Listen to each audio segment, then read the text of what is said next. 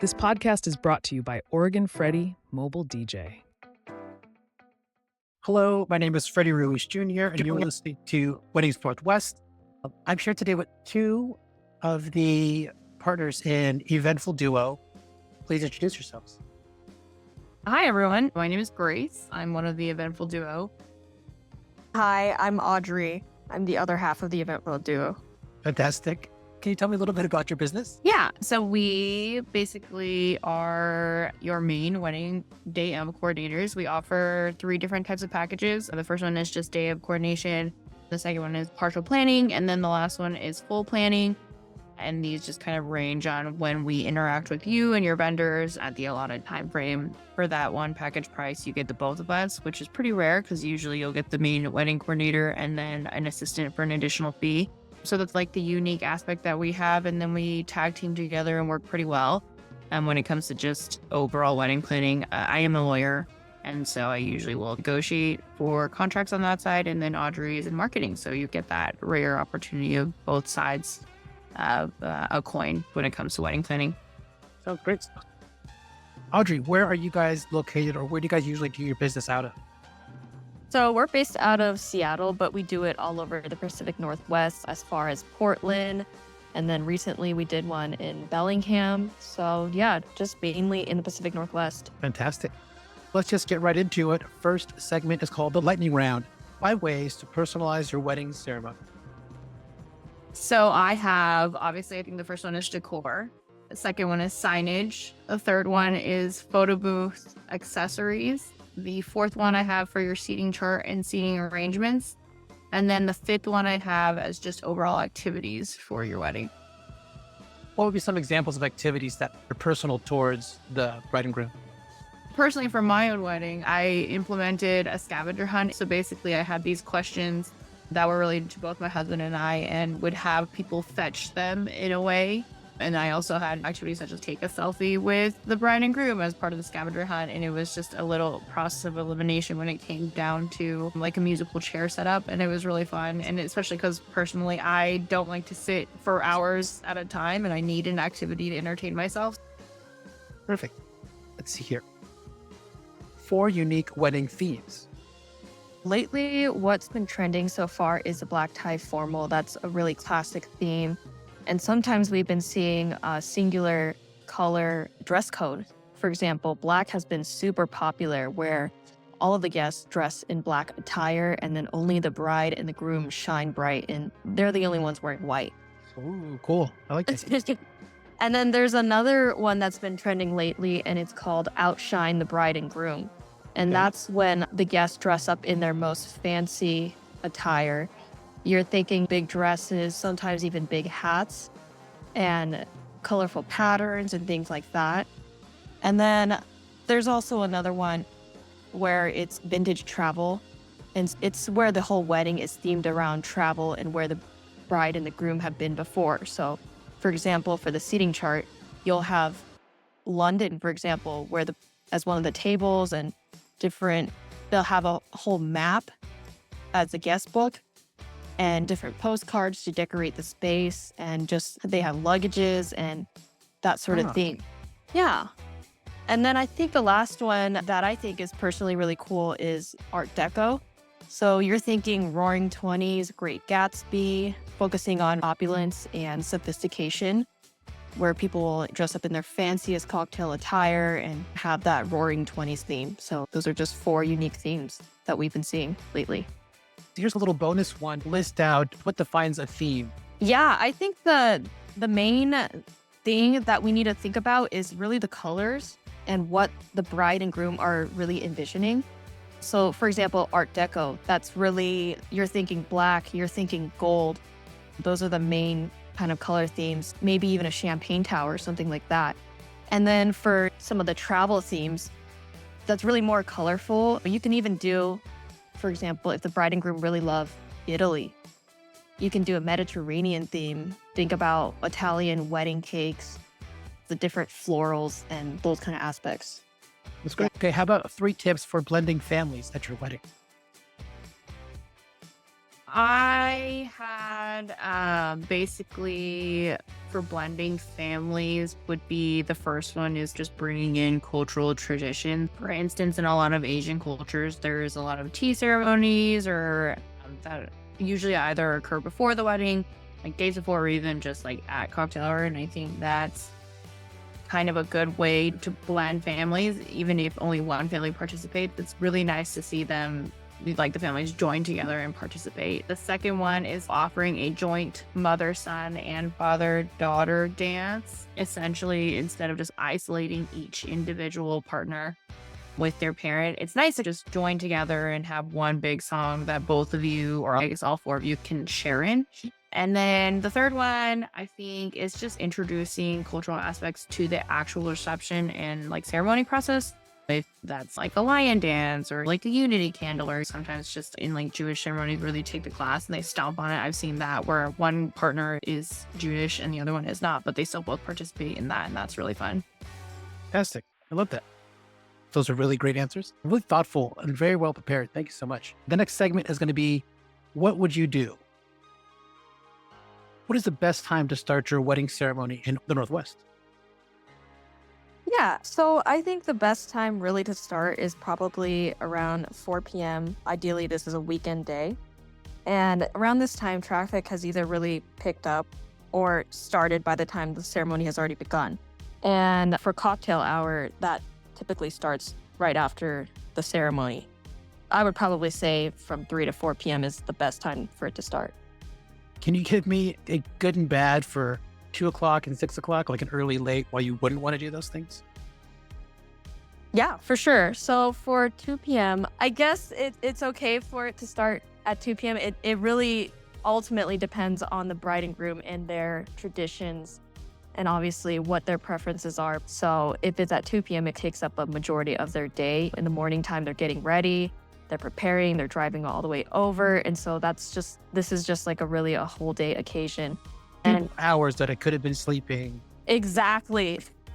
Exactly. And then also it goes in hand for the 6 p.m. start time. That's also leaning more towards late in the day, and the wedding might even extend until later. People are partying until 3 a.m. and stuff like that. And that also is when people typically eat dinner. So if you're having ceremony time around 6 p.m., you're having some antsy guests waiting for when they can eat. And that's typically also top of mind for some people. When they attend a wedding, it's usually number one, when they can eat, and number two, when they can drink. Absolutely. Yeah, that's what they're looking forward to the most. What I've noticed from like at 6 o'clock, then you really don't get a chance to do the shoe game or a photo game or first dance, mother dance, in-law dances, and grand entrances, toasts. All those things have got to be like super short, very tight. And then you're left with 2 hours of dancing or an hour of dancing. Exactly. And then for the 2 p.m. start time, a lot of people are just twiddling their thumbs around waiting for things to fill in the time. Or you might just have guests wandering around waiting for when the next event is going to happen. Yeah, and it could be the venue. Maybe venue closes early or late. Or if the venue's far away, people have to drive in. The one that it was at 6 o'clock because they were trying to beat the heat. But generally 4 o'clock seems to be the general start time. Absolutely. I think in general, weddings are getting more short. And I think more people are cutting out some of the old traditions, such as the bouquet toss or the garter toss, and then replacing it with more things that are more meaningful. So maybe like photos with every single table or different activities like games and things like that. Let's see here. Going right into it. DIY or buy. So this is the first time doing this segment, DIY or buy. And I think it's really interesting. Could we save some money and do this ourselves? Or is it just worth it to buy the thing because it's too complicated or I just don't know how to do it? How do you feel about decorations? No, I think it depends. I would say if you're gonna like specific decorations, I would just DIY. But I'm assuming you're saying decorations like different from like centerpieces or like giant florals. Right. Yeah. So for my wedding, I actually just DIY'd my own decor.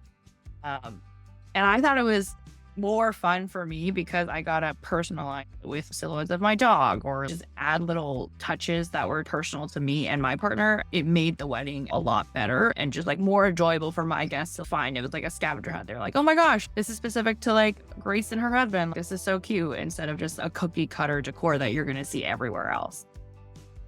How about desserts? So I think for desserts, you should probably buy them. Mainly, I think it's like a food violation. I don't think you can actually like bring in your own desserts from from home. I think if you're saying like, I'm going to buy a dessert from such and such bakery, then yeah, definitely do that if your venue allows it. And then centerpieces? For centerpieces, I think it also depends on who and what you want as a vibe. I think if you're going to do fresh flowers, buy. I've been to wedding parties where the bride wanted DIY and we spent hours the night before. And I don't think that's how you want to spend your own wedding the night before. So definitely buy. But if you're going to do something like fake florals, do DIY it. I think it's simpler. It'll cost you a little less and it'll look just as nice. I genuinely don't think people will really remember the centerpiece. And I think one thing is if you have an extremely large centerpiece, your guests will literally not be able to talk to whoever is directly. Do you have any tips for centerpieces on how to keep them easy and stress-free? Definitely, I would say keep them under 12 inches. That seems to be the key. And honestly, if you just ask your florist for a lower base option, that's really nice. If you want to DIY it yourself, I've seen a lot of just bud bases and people will buy flowers from Costco and just put them in there. And it's really cute. It's really simple and it's really easy for everyone to maneuver around. And if you want to give them away, people are more willing to take them because they're smaller. Okay, and then how about makeup and hair? I said buy. If it's in your budget, ideally you only get married once. So it's nice to just get pampered, get your hair and makeup done. Yeah, I think if it's not within your budget and you're very confident in doing makeup that is meant to be photographed, which is usually very heavy, then yeah, do it yourself. But I think it's nice to just sit there for an hour or two and not have to worry. Like, you're already stressed on your wedding day. The last thing you need to really stress about is, oh my gosh, are my false eyelashes going to stay on for 8-9 hours? Because it's the stuff that you brought from home, or it's a product that is so many months or years old or something like that. But these professionals are bringing out high grade quality, photography ready makeup. Yeah. How much is hair and makeup? Oh, I think it actually depends on location and like the makeup artist. So like I got married in St. Louis and my hair and makeup was, I think it was like $200 for each for the bride. And then it was a separate price for the bridesmaid. But then I think Audrey is getting married in California and hers is, I don't even know. Yeah, actually for mine, it's for the bride and the trial itself. It's around $700 to $800 just for that. And then for each additional bridesmaids, it's around $300 total for hair and makeup. Wow. Yeah. Yeah. The price is all over the place. I think in general, weddings are getting more short. And I think more people are cutting out some of the old traditions, such as the bouquet toss or the garter toss, and then replacing it with more things that are more meaningful. So maybe like photos with every single table or different activities like games and things like that. I love that. This is something that I've been excited to talk about is the trend forecast. We went over a little bit with the wedding day timeline if you want to go there again, but I'm interested in this groom and groomsmen fashion. Yeah, so in terms of the fashion tips, we're actually seeing a lot more colored suits come back. So instead of traditional dark colors like black or navy, we've been seeing sage green. That's been a trending color lately, or maybe some lighter pastel colors like terracotta, even pastel blue. That's been something that's been interesting. And then also more patterned suits. So ones that maybe have a corduroy suit or a velvet suit, for example, are things that we've been seeing, which is straying away from the tradition of tuxedos. Do you feel like at different age ranges, like it doesn't matter anymore about an older gentleman versus a young college grad. It's like even the older guys are wearing a little more bold colors and patterns. They are. And there's also a trend leaning towards comfortable shoes as well. Yes, I love that. Yeah, so it's more relaxed where people are bringing in sneakers or things like that. It makes me feel more comfortable. When I see them happy and comfortable, I'm like, oh, great. We're gonna have a good time. We're gonna have a good time. Yeah. I think that's what the main focus is of people nowadays is they really do want to have a good time and enjoy the time with their guests. This has been great. I'm going to leave this last wedding hacks a little open for you guys if you want to chime anything in. But I've got one here that says how to avoid a cheesy wedding DJ. My top tip to people who are planning is just to ask the DJ when you're booking them to send you a video of them at the wedding and like how they make announcements. That's how actually I was able to weed out a DJ because I found out that he sang along to every song the entire night. But I was like, oh, that's good for some people, but not for me. Wow. Yeah. And you got to be And, a really good singer if you're going to try to entertain the crowd all night. Yeah, you got to be Yeah, really good. exactly. Yeah, and I was like, some DJs can pull it off, but you cannot. And you wouldn't have seen that in the photos or their marketing. Exactly. Right. Yeah, and like in talking with him and like Zoom and stuff, he seemed great. We were like, oh my gosh, this guy is so nice. He's so likable. And then he sent us the video and I was like, thanks, but no thanks. I think this is something that I think both Audrey and I have seen in real life when actually planning a few weddings in our last season was just setting boundaries with DJs.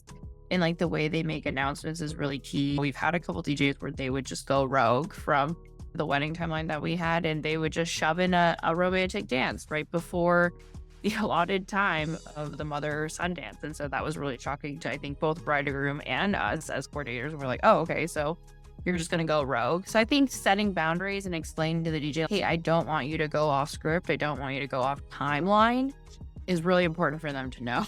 What are some other wedding hacks? Yeah, I think a good wedding hack to have is maybe for the bride and groom to pre-write some thank you notes for the vendors to pass out, or maybe if they do decide to give tips or gratuities, just to have it ready beforehand. It also shows a level of appreciation for everything that went into the wedding, like especially the vendors. They do a lot for weddings. Leave reviews. Take the time, bride and grooms out there, mothers-in-laws, fathers-in-law, whoever has enjoyed any part of the thing. Writing reviews, you guys. Any other wedding hacks to do with maybe the ceremony or transitioning from ceremony to cocktail to reception? I have just like a general wedding hack. Sure. I think assigning either a family member or bridesmaid or somebody really close to you to be the designated Karen of the day. If you're having no phones during the ceremony and Aunt Susan brings out her phone during the vows, you need that designated Karen to step in. Yes. They don't want to have to think about those kind of small things that might bother them. And as the coordinators for the day, it's also our job to be aware of those kind of situations. But sometimes we don't really know the dynamics or which one is Aunt Susan. Yeah, that's such a good idea to have a bonus extra friend person in the audience. Check those little things because we're all busy during that specific time. Or a small plug, if you hire me and Audrey, one of us to launch you and the other one to be the Karen. Oh, I've never heard that one, to launch you. Oh, yeah. I always use the word launch for when it's like processional lineup and then, you're ready to go. Do you have any tips for the processional lineup?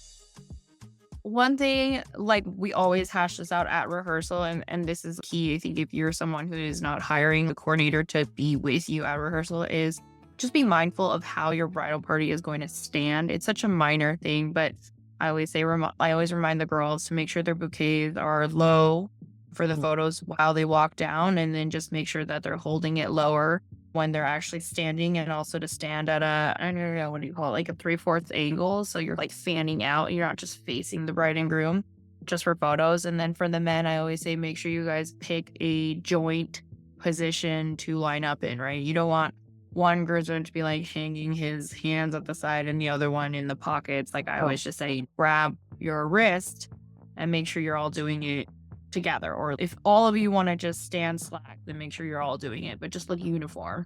Do you have a suggested person limit for the wedding party? So one thing I think people don't think about is if you have an odd number, you as the bride will not be in the center. I would say keep it to an even number. If you have all the friends, do it. More power to you. But yeah, so I always say keep it at the even. But obviously, sometimes that can't be helped. So if you want to do an odd number, that is just something you won't be in the center. And then how do you talk to couples about family when they're like, oh, we've got all these people, plus the kids, their dog, this aunt that's close to me, and my friend's mom, they have to be in the wedding lineup. How do you have those discussions with them about tone it down? I think we've been lucky in that a lot of our clients haven't had big families, but usually we just tell them to highlight just your immediate parents will be the ones walking down the aisle due to time constraints. Okay. And then just have a designated 2 rows for the extended family. I think part of it is understanding that most ceremonies are only 30 minutes. And if you want to allocate time for your vows, you just have to be more mindful of what is worth it more to you. I think one of the things that people think about is during rehearsal to actually corral even the parents to line up and to walk down the aisle and then sit down correctly as you have rehearsed and have that actually translate to the ceremony has been, I want to say, like a 30% success rate for us, even though parents at rehearsals and they still don't get it. Yeah, I think the less people, the better. One thing, if you really want to honor your family, is just ask for family formals with your photographer right after the ceremony. So you already know they're in the first 2 rows. So you can actually have that designated time after the ceremony to meet them, say hello, and take photos just with family without the pressure of other guests. Nice. Let's see. Any other wedding tips? Any aspects? Anything else? I think a lot of people now getting married are afraid to break tradition, which is they don't know if they should have a first look before the actual ceremony, or they don't know if they should just cut florals or a photo booth, or the bouquet toss. And I think now what we've been telling a lot of our clients is just that there are no rules to weddings anymore. And that is, I think, the best part of weddings now. So many of us have been to these weddings from the Pinterest days, and we all see the same decor. We all see the same signage. We all know what to expect. The bouquet toss may or may not have money, or the garter toss. I think now it's the time to just branch out and do the fun things in life. Do that TikTok reel with the glasses. Super fun. Do the, oh, this is my first drink, last drink. You should just do whatever you want to do at your wedding. And the results are stunning. Like, people are going to remember your wedding for the game you had.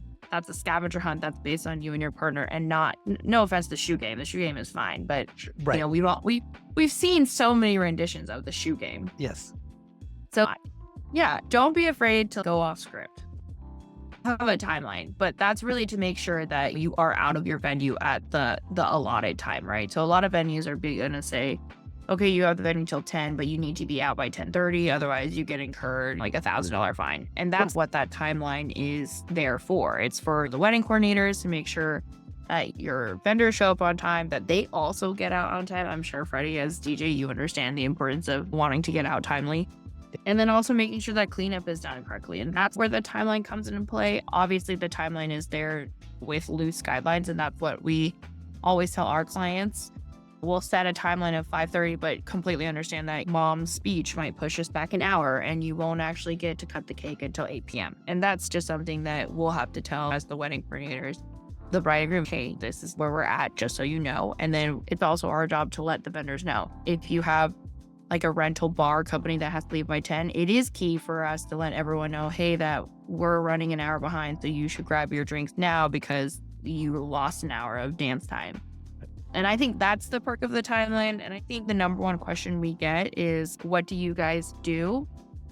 Because I think when you attend a wedding, you never really see the coordinator. And if you do, it's usually a problem. But Because you do a overall, lot. Yeah. yeah, Yes. we do a lot. And that's not something I realized until I got into this job. I was just like, oh, a wedding coordinator probably doesn't do that much. It's fine. Oh. And so I think in the beginning, yeah, it's true. We're not necessarily there. If you just hire us for the day of coordination package, we're not there at the beginning really to help you. Obviously, we're here as a resource. So if you have a question, feel free to ask us. When it comes out of planning, that will be more on you, unless you hire us for partial planning or full planning. But I think the real time that wedding coordinators shine is the actual day of the ceremony, they're there to help you set up everything. So if you end up DIYing a lot of the things that we mentioned, that will be the wedding coordinator's job to actually put on the table and make sure that your vision is brought to life. And then the wedding coordinators are the ones to check in with the vendors and make sure that everything is set, that their needs are set. And also the coordinator is that liaison between the other vendors and the venue and also the bride and groom. So basically, we're the ones that are running around just making sure that everything is done timely. If your cocktail hour is going to go early or is going to end early, that's up to us to let the venue know and basically to convey whether or not dinner is going to be served at 6 or 6:15 as the timeline had predicted. And then it's also just us to make sure that we capture the details that you may have missed. For instance, a lot of people seem to miss the fact that if there are gifts, somebody needs to collect the gifts at the end of the wedding. And you're like, yeah. And we've talked to a photographer who was like, oh yeah, one bride and groom that I worked for, they literally forgot him. And the restaurant only had the photographer's information, was like, hey, we have thousands of dollars and we don't know who or where they belong to. So it's our job as people who have seen the navigation of these weddings. So often this is things that we'll have to capture the missing details for. And yeah, and I think for the vendor side, we also are the ones to make sure that they get fed. So if it's like a potluck style. So yeah. That's what I would say. I love also how wedding coordinators, wedding planners, I guess planners more specifically, are also like decision makers. We couldn't decide on what to do. We left it up to the professional to make the best decision for the day for our guests. And that seems like such an easy way to not have to worry about these decisions. Just leave it to the professionals. They know what they're doing. They'll find the right thing to do. Yeah, I completely agree. Especially with like full planning options. I've had like friends just be like, oh, I want this. And then they'll come up with all the different options within the budget. And then they just have to pick what they want. Yeah. Can you tell me one more time who you guys are and then how we can get a hold of you? Yeah, thanks for also having us. This was so fun. So I'm Grace. I am one of the halves of the Eventful Duo. And you can follow us on Instagram. We also have a website. I think our Instagram is The Eventful Duo. Yes. So you can reach us via our email, eventfulduo@gmail.com, or our Instagram, The Eventful Duo.